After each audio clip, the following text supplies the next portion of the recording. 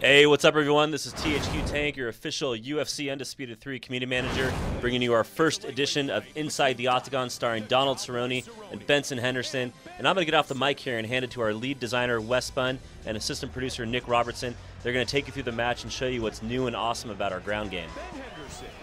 All right, thank you so much, Tank. All right, before we get into the fight, let's talk about what we got here. What we're seeing on screen now is something the fans have been asking for, and we're happy to say that they're finally in. Fighter entrances have made their way into the game. Yeah, people so far that have seen it have been pretty stoked on it. Got a lot of those signature entrances in there. Rampage coming out and doing his howl. Jones doing the cartwheel when he enters the cage. Henderson praying before he goes in here. So you definitely get those personalities, those fighter personalities, right from the get-go.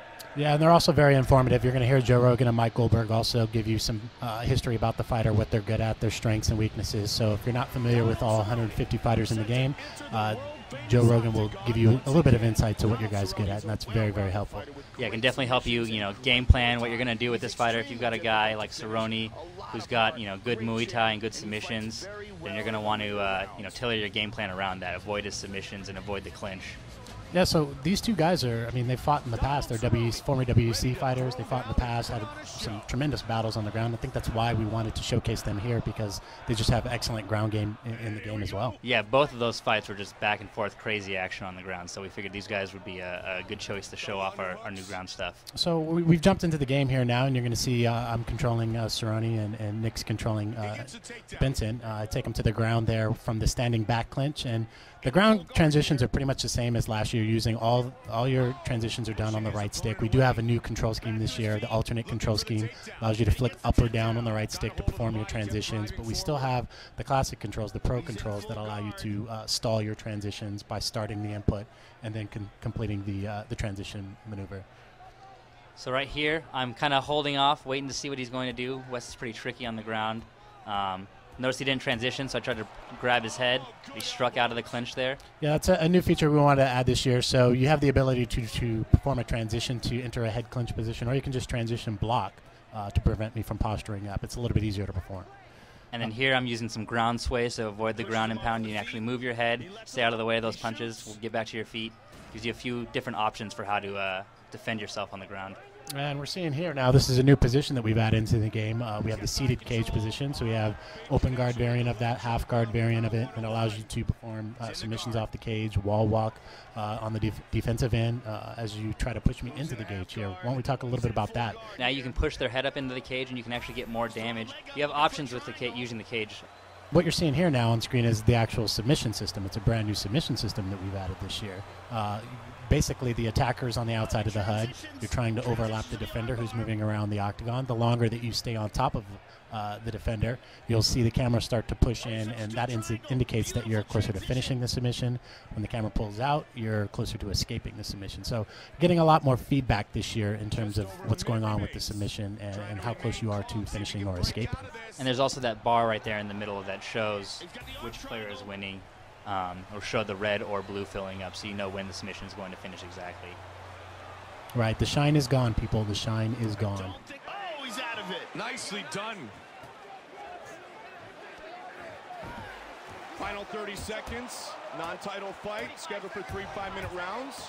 Uh-oh, these are big strikes. Oh, he's got him dazed. Ooh, just got rocked there, son. Yeah, I was waiting for a transition, and I just left my chin open there. It was not good. And saved by the bell. It's going to pick it up here in round 2, actually. So let's see here. I think I'm going to go in for a little clinch there and try and go for the takedown. So I got the takedown. You'll notice there that it went to a little bit of a struggle state. We removed all instant takedowns this year. The only time you can get an instant takedown is on a major counter. So when the opponent is throwing a strike, a strong strike or a technique strike, that's when you can get that instant takedown. There's no other instances of that. And there you saw my head was up against the cage. I was trying to sway out of the way, but since the cage was there, I was unable to and had to just get right back up to my feet, clinch up here. Yeah, it definitely makes the cage more impactful this year. You can, if you want to scoot the guy up against the cage, it does more damage and it restricts their movement. Here's one of the new submissions we've added in, the Bendo signature standing guillotine. You know, he's thrown this up in a lot of fights, so something we definitely had to include in there. Oh, he threw an elbow from the bottom, too, as well. Got a lot of technique strikes from the bottom that can actually cut your fighter this year. So you have like Kenny Florian who can throw those elbows from the bottom and cut you, and that does have an impact on gameplay. Actually slows the energy and stamina consumption rate, or recovery rate, excuse me. I'm blocking my transition there. I'm stalling on you a little bit. Yeah, and of course I'm eating some elbows because of it. So, again, with the submission system, you're definitely going to be able to see why you're winning and losing. When you're caught, call that stage caught when you're overlapping, there's a little bit of a sticky effect so that you can't just immediately escape right out of it. So you'll definitely feel it once you get your hands on it.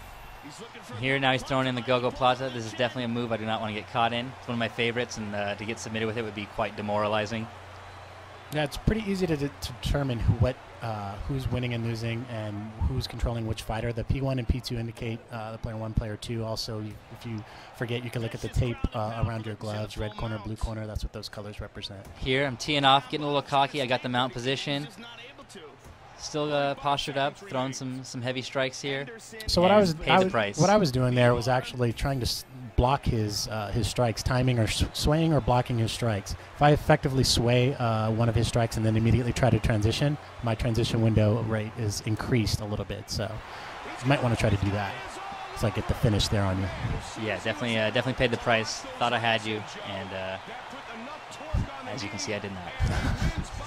So yeah, that's the ground game has undergone some major changes this year. It's something that you guys are going to have to pick up and play. But the key basics for the ground game, the ground sways, allowing you to survive the rock state, which is something that you couldn't do last year. Last year you just had to cover up and hope you could weather the storm. Now you have options. You can sway to avoid strikes.